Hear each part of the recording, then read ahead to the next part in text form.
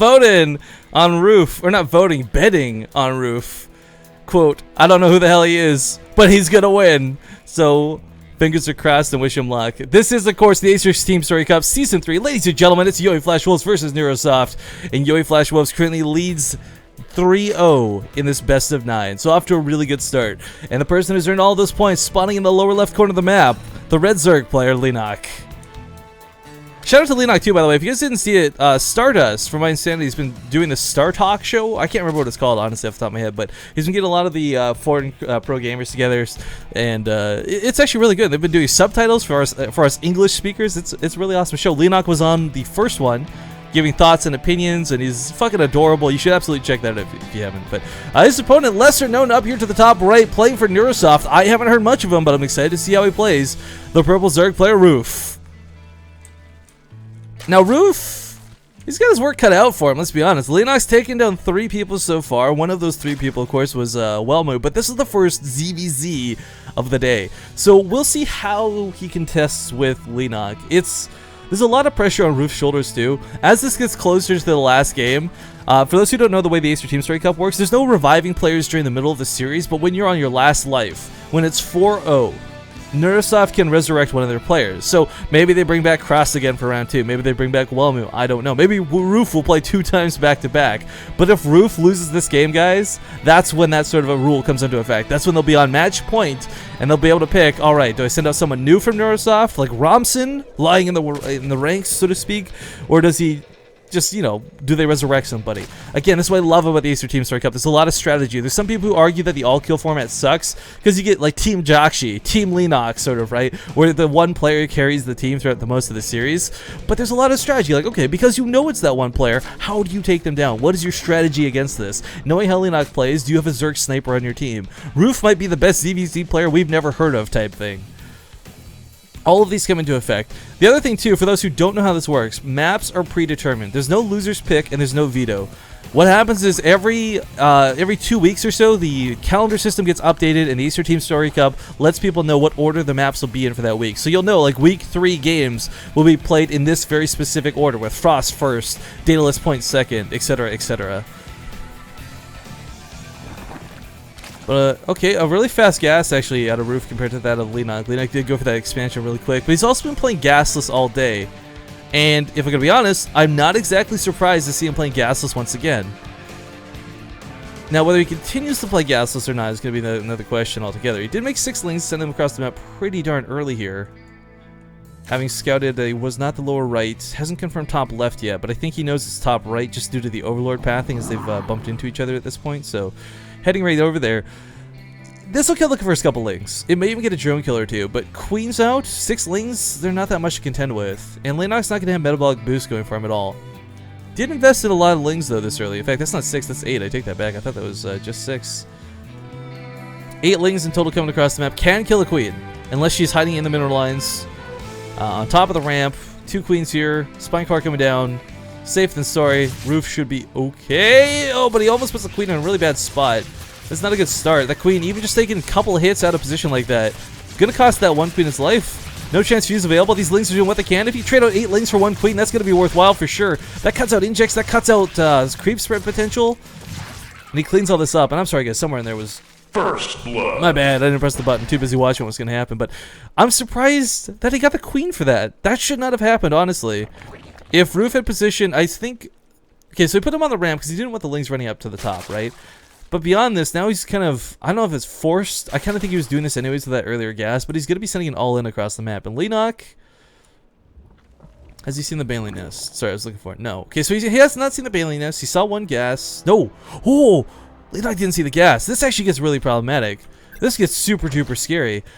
And Leenock hasn't played entirely gasless. He's now got 2 extractors mining himself. He's got the evolution chambers coming down. He's going to have a wall off for this.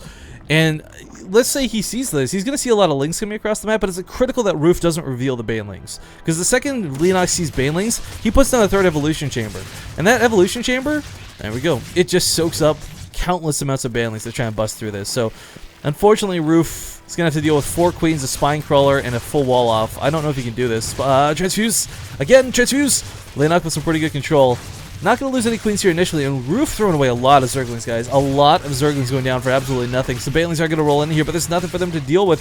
They will collide on the queen. They take out the Spine Collar. That's actually a really nice opening that Roof's made for himself, but he's got none left over for the mineral lines. Alright, drones going to be pulled, and it's just, I don't know if there's enough lings here. Leenock's own lings coming to rush to his aid. Hold position on those drones was actually really, really important. Making some more banelings behind the mineral lines. He has broken through, and these evolution chambers are incredibly low, so it's not at all impossible for him to break these down. But once those banelings completes, if those banelings completes, he'll be able to do some real damage. Does get into the mineral line. Leenock has pulled everything, by the way, guys. It's the drone train to save the day. Ling's trying to tear down those evolution chambers, but that's going to spawn broodlings. Decides to run right past them. Banelings getting into that mineral line. Gets some good hits off on the drones. Gets some good kills, does Roof. 8 workers dead. But again, this is kind of an all-in scenario. He's got to make a little bit more than 8 workers die if he wants this to pay off. They have even up on supply, though, worth noting. And Leenock's had to invest a lot into this wall. He's investing another Spine Collar down. He's made a lot of lings himself. So Leenock is not exactly massively far ahead to that of his opponent. But that being said, Roof doesn't exactly have a follow-up. He's going for a layer. He's throwing down those extra geysers. I think he's going to try and take Mutalisk as his tech path here. But if Leenock has a counterattack of any quality, I mean, even if it's just lings, he's got banelings available. If he just goes across the map right now, Roof has nothing to defend against this. And I don't know if he'll be able to build anything in time to defend against this. Leenock himself, still no layer tech, waiting for his metabolic boost to finish most likely before he goes for any sort of poke, but this is kind of scary. Roof, it's such a... It's a very delicate game right now, is the way it works. Because right now, Leenock, he's getting +1, 1-1 actually, he's sending some banelings out. The thing is, if you go for Mutalisks, it's not that it's bad to go for them, and it's not that they're expensive for gas either, but it's going to take a long time before they can get out. And if Leenock starts flooding a ton of Zerglings right now, Roof's not going to be able to spend 5 minutes waiting on Mutalisks. He'll have to make lings, he'll have to make banelings, he will have to defend himself, and Leenock is going to come across the map with a couple lings. There are some banelings here, as long as he's careful though, shouldn't take too much damage from them. Can always segment off 1 or 2 lings to deal with it, or run past them entirely. Tries to get on top of the Spine Collar before it finishes, not afforded that opportunity, and as long as he waits for these banelings to complete... Oh, well, actually, hang on, here comes the Bane Train! The Bane Train! Chugga chugga woo! Leenock does lose a lot of the banelings, though, initially to that first hit. Oh, those drones take so much damage, though. A couple of lings should be able to clean this up. More banelings rolling in from the left side.